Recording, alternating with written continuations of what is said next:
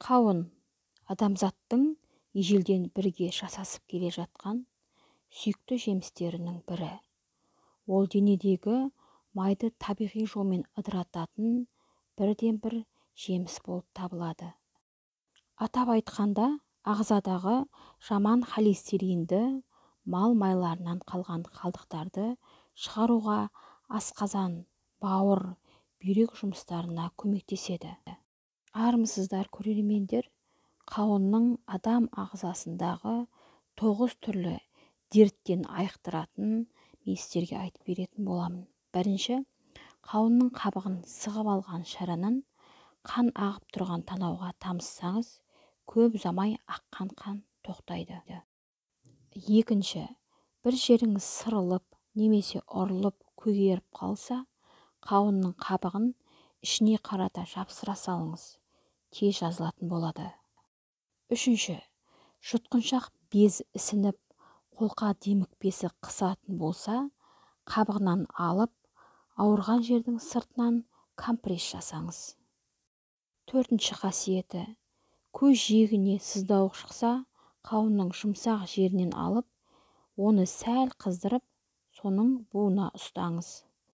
Ал бесінші қасиеті, асықпай отырып 200 грамм қауын жұмсағын жесеңіз, бастың ауырғанын тоқтайды. Алтыншы, денеңіздің бір орнын күйдіріп алдыңыз дейік. Ол бірден қолдырап, тері көпіршіктене бастайды. Сіз салқын сумен сол орынды жуыңыз да, соңына қабығын жапсыра қойыңыз. Ол ашып ауырғаны басылады. Қабығы болмаған жағдайда, тоңазытқышқа қаптырып қойған қауын шырыны болса да жеткілікті. Күйік үстінен жапсырып орап қоясыз. Қауын шырыны өкпесіне су толып емделген кісілерге өте пайдалы. Қолқа демікпесімен ауырған кісілерге таза қауын шырыны ішсе, өкпесі, яғни жеңілдей бастайды.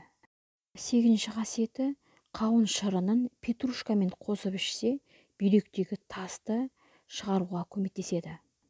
Тоғызыншы қасиеті, аллергиясы бар адамдарға бір стақан қауынның шырынын жылы суға араластырып шомылса, аллергияның қуаты әлсірейтін болады.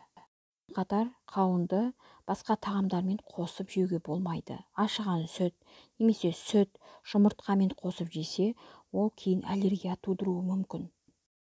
Назарларыңызға рахмет. Менің арнамда бас ауырғанда, іш өткенде, іш қатқанда және көптеген балалардың иммунитетін көтеретін видеолар бар. Кіріп көріп, арнаға тіркеліп, және комментарий қалдырсаңыздар болады.